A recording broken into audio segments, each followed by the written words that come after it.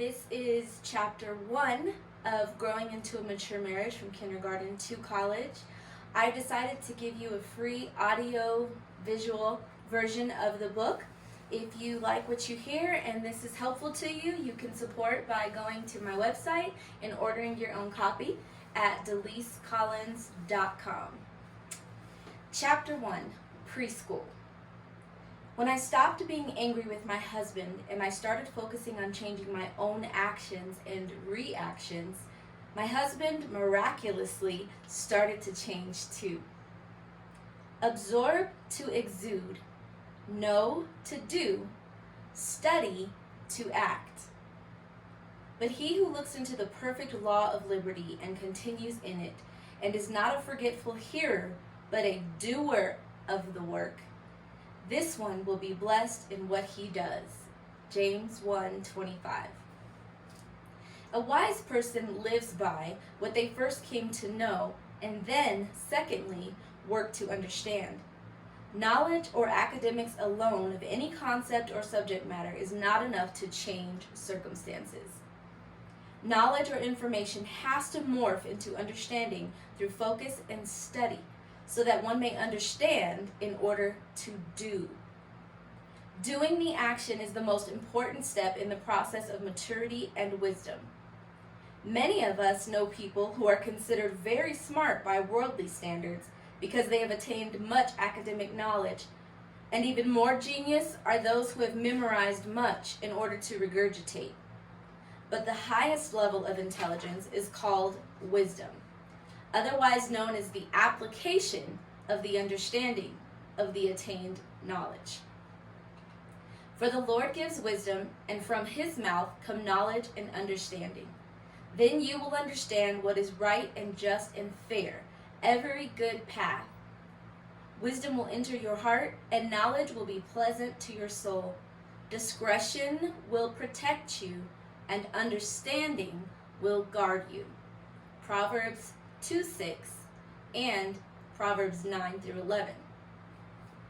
The point is to get the information first, but not to stop there. A beautiful mind many times morphs into a crazed mind because it is absorbing information yet rarely exuding the information into energy, a movement called action. Start moving, making choices, and acting. Choosing godly action based on obedience to God's word rather than inaction or incorrect actions fueled by emotion.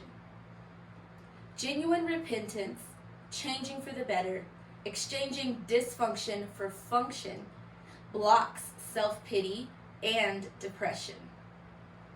A clear and honest view of our true personal shortcomings, not a distorted, defensive, or denying view, will allow for emotional intelligence and self-awareness to flourish. Character traits which are required in order to create a wonderful life and marriage. In terms of schooling, there are prerequisite courses in attitude adjustment if you want to work toward graduation. The ceremonial cap and gown of marriage are the apparel of a couple who have moved through the assignments and tests set before them with confidence and determination to make it work, regardless of the personal learning challenges associated with different subjects and our personal variances of learning styles. Stop trying to change him. Stop trying to change her. Change you. Taking action in life, walking out and applying what you know about improving your marriage is the ECE, early childhood education, level of your marital schooling. If you aren't reading and studying in order to act, you are simply storing knowledge without purpose. Dormant knowledge will eventually create many adverse side effects. Imagine knowing the combination to a safe filled with diamonds, but not understanding the procedure and steps to turning the dial and applying the combination of numbers that you know in order to open the safe. That is the frustration and imbalance created within a person's mind and resulting emotions when they know something, but they don't work to understand, or they choose not to act on it. Walking your talk brings peace and flow into your life. Unless, of course, your words are negative and actually counterproductive to the world you really desire to create for yourself. Knowing better, yet choosing to stay in bondage out of comfort or sheer laziness is choosing slavery over freedom. Ask yourself, do I want to feel enslaved in my marriage or set free? Anything worth having is worth going into battle for. Contrary to popular belief, the marriage battle lies within oneself, not with your mate. Fighting yourself to change you can be a bloody civil war. Blood, sweat, tears, body, mind, and spirit are all parts of what it takes to create a blissful marriage. When I say bloody, I don't mean physical violence nor abuse, though that is an unfortunate reality for many, but rather an internal battle with oneself to change the characteristics of your bloodline, generationally speaking, that cause pain and trauma in your life and in your marriage. Because we learn in preschool to keep our hands to ourselves, we will discuss physically abusive relationships in this chapter. Anything worth having is worth going into battle for. Contrary to popular belief, the marriage battle lies within oneself, not within your mate. Fighting yourself to change you can be a bloody civil war. The interview.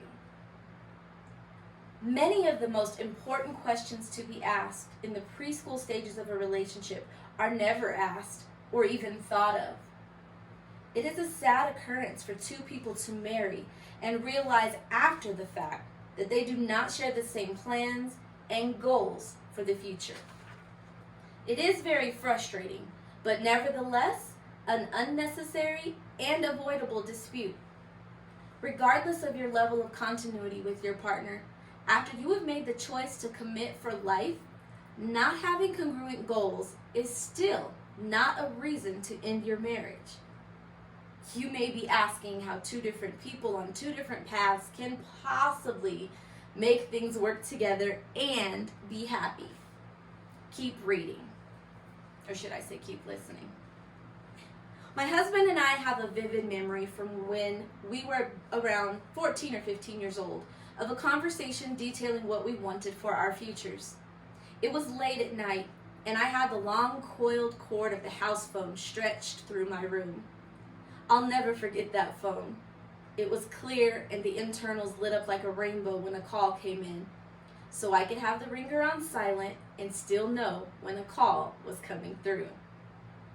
I hid the phone under my covers so I could talk to John and keep the bright light from awakening my nosy little sisters, who would undoubtedly run into our mother's room and tell on me as soon as they discovered I was on the phone with my boyfriend, whom I wasn't supposed to have until I was 16, past 8 o'clock in my bedroom, hiding under the covers. It was one of the most exciting conversations for me because we talked about what we wanted out of life and where we saw ourselves going as we grew into adulthood. We took turns talking about our goals, and as the discussion grew more serious, we talked about things we would never stand for in our relationship, the deal breakers. We could only reflect on what we had been exposed to in our very short time on earth, but short time lived and young age being of no consequence, we had an impactful experience that night on the phone that sowed a seed for the beginning of a very fruitful tree of life in our marriage garden. I want to be an actress and maybe do a little modeling, so of course I want to move to California. No, I am moving to California as soon as I can. I love California. I went on and on about the Sunshine State. John was a little disappointed that I saw myself as a future resident of the city of so-called angels. California was a normal part of our usual conversation. I knew I liked him enough to care that he understood where I wanted to go. For me, the experiences I had every time I was in that state near the beach linked my most exhilarating, motivating, and uplifting moments to that environment. I saw myself being successful as long as I could get to the beach on a regular basis to be inspired. Environment plays a crucial role in the phases of our lives. In a marriage, you have to find the best way to combine two desired environments. For some couples, this is an easy and exciting effort, while it can be frustrating and emotionally daunting for others. Intentional courtship. Knowing what you expect from a relationship, what you will work with, and what behaviors you consider completely unacceptable will make your preschool interactions with a potential life mate purpose-filled and a good investment of your time. John took the conversation from a 14-year-old girl's bubbly demeanor, filled with dreams for her future, to an unsettling yet utterly necessary level. People should never touch out of anger. I am not okay with people putting their hands on each other out of anger. That is never okay, and I would never stay in a relationship with someone who put their hands on me out of anger. It was a topic that I never would have thought needed discussion, yet valuable and necessary nonetheless. I had never seen my mother be physically abused by anyone, so that topic was not in the forefront of my thoughts and concerns for my relationship. But John had, and he needed to put that deal breaker on the table. I was taken aback by the tone and split-second change in the upbeat swing of our conversation, but I respected his maturity and was at peace with his insistence on communicating such an important matter. If you are in an abusive relationship, it is imperative that you seek safety away from that situation. Everyone has the power to save themselves and flee from a life-threatening relationship, regardless of how much you may lose. At the point when your physical safety is a concern, no amount of money or lack thereof has to keep you in a situation that threatens your life. What you allow will continue. I love Colorado. I don't want to move. I don't know anything about California besides the hype I see in the media. None of that impresses me. I learned early on that my future husband was somewhat of a bubble burster. I had been telling myself since I was a little girl that as soon as I became an adult, I'd move away from this place that made me feel so trapped. Little did I know then that the challenges I faced that led to the feelings I struggled with of being trapped in Colorado, racism, bullying, and ostracization in school, was happening to children all across the country, no matter what state they were in. And if they were in a school of more diversity or children who all looked just like them, there were still a slew of challenges that had them wishing for the same thing I had been wishing for all my school years: to move away when school was over and start a better life experience somewhere else. And this is why so many people get divorced. Instead of exhausting all options of personal change in order to get different results out of their relationship, they look to the greener grass and move to the other side, many times killing the grass on that side of the fence as well, because they brought their bad habits of lawn care with them. Even though John had similar challenges in school, his outlook on what he had experienced and was allowed to experience based on a slight difference in our family dynamics gave him the understanding that there was no running to another place in order to get more joy out of life. We were all poor together, black, white, Asian, and Hispanic, so we all fought together to defend our right to have fun and play and go to school, to stand up and defend ourselves from the children who were products of dysfunction and violence, who wanted to intimidate us into moving out of our neighborhood. We even turned some of them into our friends. That was my future husband's outlook, and he continued to explain to me that even the bullies who threatened and used intimidation tactics, trying to discourage him and his friends and family, were not so different from the kids they were torturing. So he fought with his band of brothers, cousins, and friends of all backgrounds, creeds, and colors for a right to feel safe and enjoy their childhood. And this was only elementary school. This conversation was one of the first in the preschool stages of our relationship that began to renew my thoughts and perspectives about running away from seemingly impossible to mend problems. Allow the thought process and experiences of your spouse to become a part of your own personal history lesson. What we understand from the past is less likely to recreate the same failure in the future. The best failure is the one we learn from and don't have to repeat. So far, we had established one seemingly important at the time, opposing goal and desire for our futures.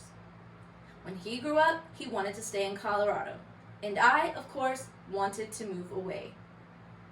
We didn't call it quits at that moment because we found a difference in our plans.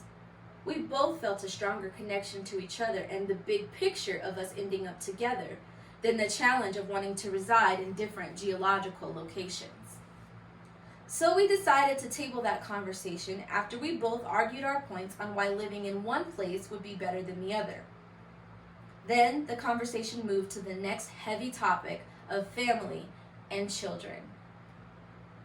I asked, very timidly and fearful of his response, because of the baggage I held that I had not yet learned to detach from, which kept me in a clouded state with a very distorted view of what I thought I wanted. Or should I say, what I thought I did not want for my future. Do you want to have kids? We spoke over each other as we both expressed our passionate aspirations in one short and simple sentence. He said, I want 3 boys. As I proclaimed with a heavy heart, I don't want any kids. Just like my California dreams, I had been proclaiming from about 6 years of age that I would not have any kids when I grew up. I don't think anyone can truly say they make that statement with joy and peace in their hearts. That statement, from my talks with many people, always seems to come from a negative outlook. Whether someone feels they have to be rich in order to provide sufficiently, they are angry at their parents and don't want to become them, they are so consumed with the career and life they want that they don't see an ability to have time for a family, or the classic pessimistic and counterproductive perspective of, this world is too messed up to bring children into it. People who have told me they don't want kids have a bitterness and open wound they have yet to receive healing for, and I was no exception. Too many of us that claim to be believers in God's kingdom are deceived into the secular thought process that makes us feel justified in not reproducing to multiply the very kingdom we claim allegiance to. Not understanding that the struggle associated with having many children is a struggle we will have with or without having more people under our roof and under our care. Not being under God's instruction and guidance brings dysfunction, destruction, loss, and poverty, no matter if you have 12 children or none at all. Like I have mentioned and will mention many times in this book, if your world is messed up, change it. Stop watching the news, change your associations, and start surrounding yourself with love and positivity. It's okay to shut the world out and live in a bubble if in your bubble you become so protected from nonsense and chaos that you can become productive enough to reach out and affect change in the lives of others. Sometimes we have to live in a bubble of protection from the outside world while we strengthen ourselves against its evil forces. Create a barrier around yourself, your spouse, and children to prevent exposure to things they were never meant to see nor hear. Timing is everything. And knowing when your child is in a certain time of their life when they should be protected from certain information is vital. The knowledge of certain evils can destroy a child's innocence and peace, while an adult may need to know the strategy of the enemy in order to set up defenses like a soldier preparing for war. Discernment on what to share with your children and when to share it is a vital key and strategy to raising confident and happy children. As we all have heard so many times as babes growing up in the church, we must protect our gates. Our gates, our eyes and ears, and even our noses are gateways to our mind, heart, and spirit. As children and as adults, we have to guard what things we see in media, movies, and entertainment, because anything opposed to God's plan for our life will enter through these gates of influence if the gates are not heavily guarded. Parents are the keepers of the gate for their children, and thus should diligently control what is allowed to enter. The lamp of the body is the eye. Therefore, when your eye is good, your whole body also is full of light. But when your eye is bad, your body also is full of darkness. Luke 11:34. A good leader watches over ports of entry, guards the gates, and stands at the watchtower unceasingly.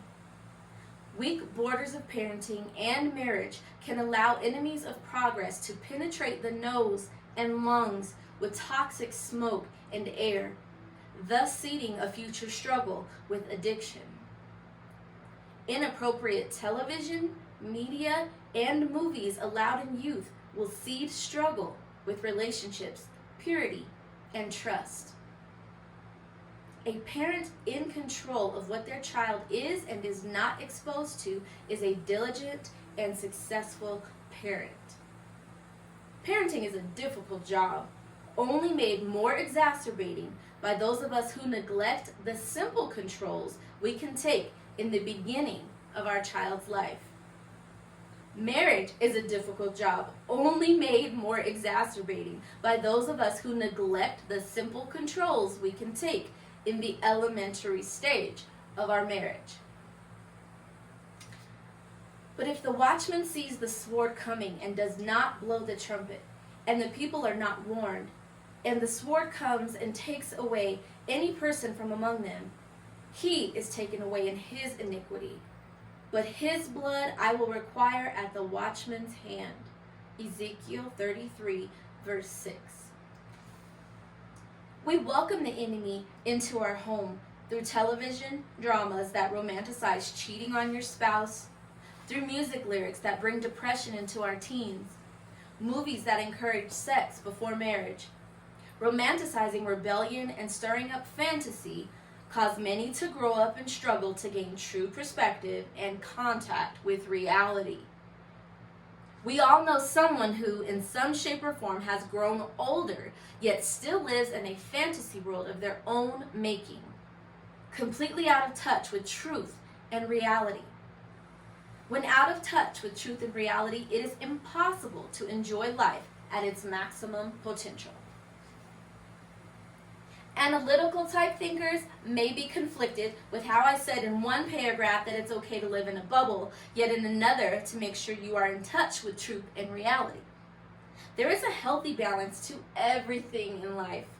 And without instruction and understanding, we can find ourselves out of balance and fighting unnecessary battles that we were never intended to have to fight. If you find yourself consumed with news and politics I wrote this 5 years ago, you guys.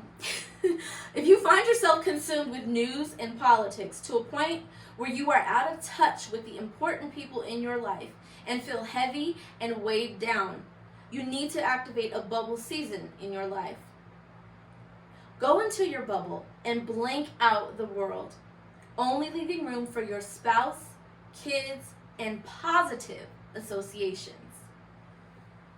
If, on the other hand, your home life is in order, meaning your marriage is functional and thriving, and you nor your children are not in a state of rebellion, it would serve you well to be aware of what is happening in the rest of the world so that you may be a participant in and an agent of change. Educated and able to teach and prepare your own household with necessary tools and knowledge concerning the world and the issues they will be presented with as they grow up. Be careful where you attain your information. Watching the news, reading the newspaper, internet articles, and social media is not and will never be a solely sufficient source for attaining truth and forming your opinions and shaping your values with regard to politics and world affairs. Reading policies, laws, statutes, as well as publications produced from the source you want to know about is always the best route in gaining information on any topic or person.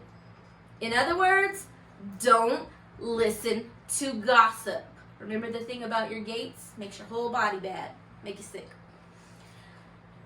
You shall not go around as a slanderer among your people, and you shall not stand up against the life of your neighbor. I am the Lord. Leviticus 19:16. Whoever goes about slandering reveals secrets, but he who is trustworthy in spirit keeps a thing covered. Proverbs 11:13. Whoever goes about slandering reveals secrets, therefore do not associate with a simple babbler. Proverbs 20:19. For lack of wood the fire goes out, and where there is no whisperer, quarreling ceases. As charcoal to hot embers and wood to fire, so is a quarrelsome man for kindling strife. The words of a whisperer are like delicious morsels. They go down into the inner parts of the body. Proverbs 26:20-22. They are all stubbornly rebellious, going about with slanders. They are bronze and iron. All of them act corruptly. Jeremiah 6:28. Let everyone beware of his neighbor, and put no trust in any brother, or every brother is a deceiver, and every neighbor goes about as a slanderer. Jeremiah 9:4. Yes, I put a lot of verses here because this is very important, and this is exactly the world we're living in right now. All who hate me whisper together about me. They imagine the worst for me. Psalms 41:7. The north wind brings forth rain, and a backbiting tongue angry looks. Proverbs 25:23. And the last verse. And since they did not see fit to acknowledge God, God gave them up to a debased mind to do what ought not to be done. They were filled with all manner of unrighteousness, evil, covetousness, and malice. They are full of envy, murder, strife, deceit, and maliciousness. They are gossips, slanderers, haters of God, disrespectful, haughty, boastful, inventors of evil, disobedient to parents, foolish, faithless, heartless, and ruthless. Though they know God's righteous decree that those who practice such things deserve to die, they not only do them, but give approval to those who practice them. Romans 1:28-32. I'm going to keep my comments to myself on that one. It is a messed up world and divided nation because so many people form their opinions on unreliable sources of information. And so few people study the actual policies, laws, and statutes that govern our society and the potential new laws being presented. Listening to the opinions of talk show hosts and entertainers, so many well-intentioned believers are led further away from the truth. A person can lie about who they are in words, but they cannot lie about who they are in their actions. Watch people to see what they do and the life they lead to determine their character. There are many actions which are noble and in line with biblical character that many people deem negative because they don't research or study before they make judgment calls on what is right and what is wrong according to Yahweh. So when you interview your potential mate, give them and yourself enough time to observe the continuity of their words in opposition to their actions and life choices.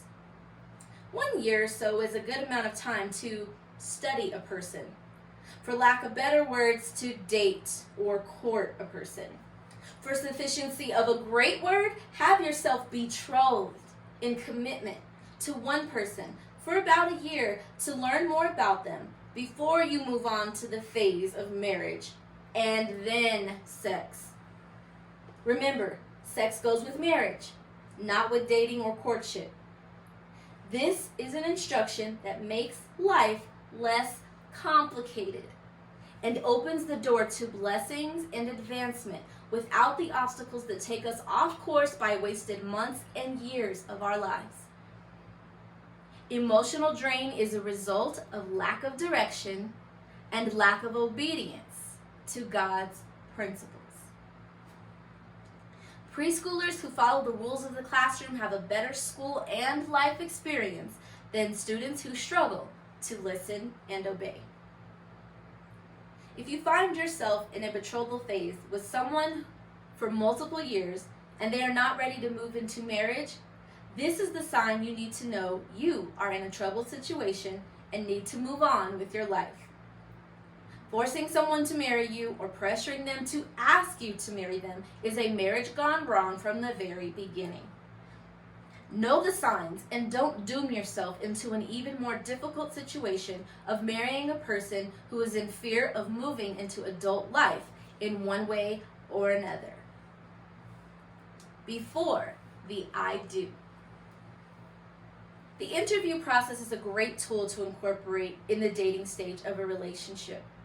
Many times, the best interview questions to ask come from talking to couples who have been together long enough to realize there were some conversations they should have had that only hindsight has enlightened them to. I point you toward marriage mentors as a great tool for navigating through your marriage.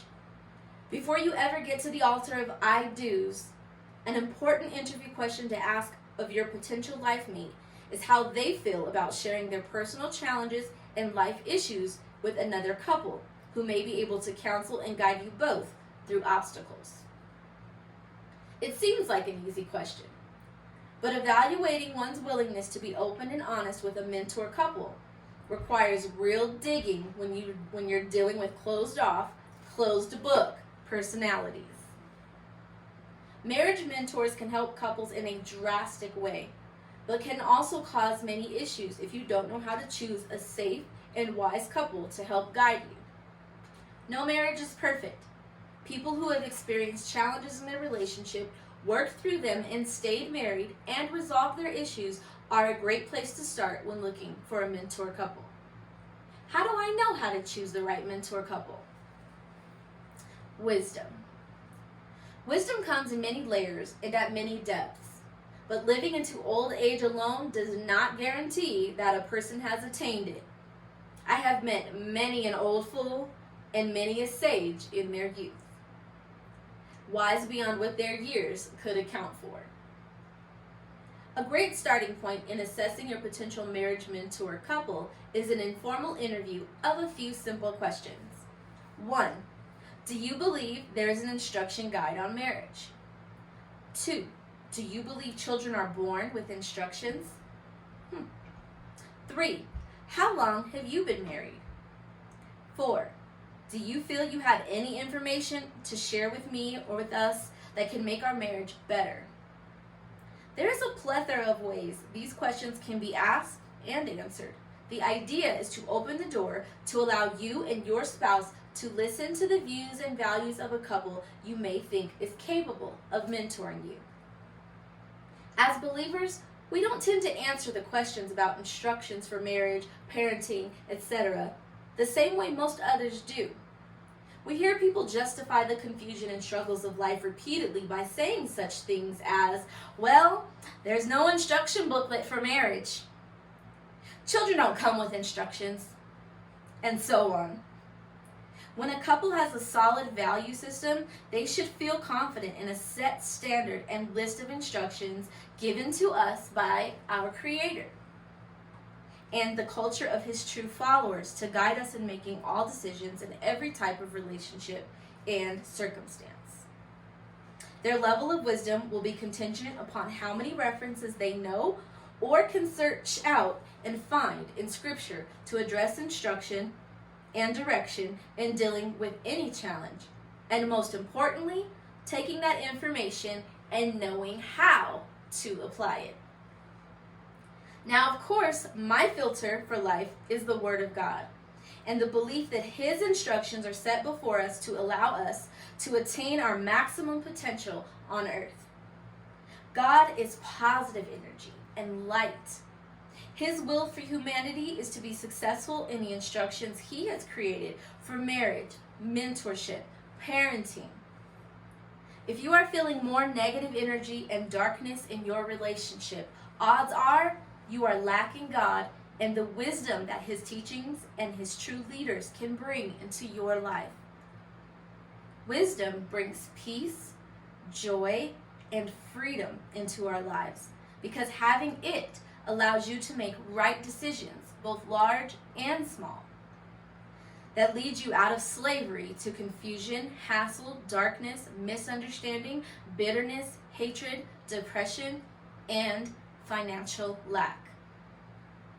The awesome thing about it is we have a built-in happy monitor that tells us if we are walking in wisdom or foolishness.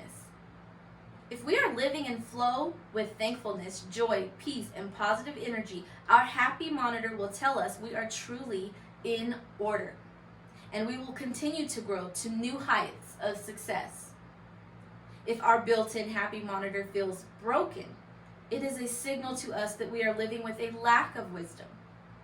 And just like a vitamin deficiency or dehydration, we need to respond to our body, mind, and spirit and start fueling ourselves with truth and living water. Real truth comes from God and has nothing to do with dwelling on your current state of affairs, but rather believing and speaking to yourself and your mate the positive truths and promises available to you in your near future if you so choose to attain wisdom. Wisdom is happiness. Happiness is wisdom. Ignorance is not bliss. The fear, reverence of the Lord is the beginning of knowledge, but fools despise wisdom and instruction. Proverbs 1:7. For the Lord gives wisdom, from His mouth come knowledge and understanding. Proverbs 2:6. Blessed is the one who finds wisdom and the one who gets understanding, for the gain from her is better than gain from silver, and her profit better than gold. She is more precious than jewels, and nothing you desire can compare with her. Long life is in her right hand. In her left hand are riches and honor. Her ways are ways of pleasantness, and all her paths are peace. Proverbs 3:13-18. Get wisdom, get understanding. Do not forget my words or turn away from them. Do not forsake wisdom, and she will protect you. Love her, and she will watch over you. The beginning of wisdom is this: get wisdom. Though it costs you all you have, get understanding. Cherish her, and she will exalt you. Embrace her, and she will honor you. She will give you a garland to grace your head and present you with a glorious crown. Proverbs 4:5-9. The wise in heart accept commands, but a chattering fool comes to ruin. Proverbs 10:8. By the end of preschool, a student has memorized the alphabet, colors, and shapes. Let your goal in education be putting to memory positive quotes for your life, scriptures to fall on when you need a reminder for the way life should be. Check in with yourself and your spouse regularly to redirect negative attitudes, emotions, and energy. Most importantly, agree with your spouse that you will never stop learning, growing, and changing, because education never stops, and we can always grow wiser and more successful. Preschool marriage. Alphabet. The ABCs of marriage in its preschool stage has to do with remembering, writing down, and displaying positive quotes and scriptures that will keep you on a path of self-improvement. Colors. Knowing your colors means you constantly check in with yourself. Am I feeling blue? What are my thoughts that are creating my attitude, emotions, and energy? And do I need to make adjustments? Shapes. Like a preschool student studies and learns shapes, you should too. What shape is your marriage in? What can results or consequences indicate regarding our need for change, further education, and growth? What shape or condition is your life in today? What shape are you working toward? What wisdom do you need to reach the shape you desire to attain? And patterns. Recognizing and identifying patterns in numbers, shapes, and designs is a skill some students have naturally, while others need to be taught. As adults, it serves us well to recognize patterns in our own behavior and the behaviors of others, so we can identify what traits run in our family and patterns and make changes in ourselves. And like a young student just beginning their education, depending fully on their teacher, we as adults should seek mentorship in identifying patterns. Positive patterns that should continue, and the destructive patterns that need to cease. This has been Chapter 1 of Growing into a Mature Marriage by Delise Collins. If you liked anything you heard in here and you'd like to continue listening, I will be uploading one chapter at a time to my YouTube channel. I love you all, and God bless.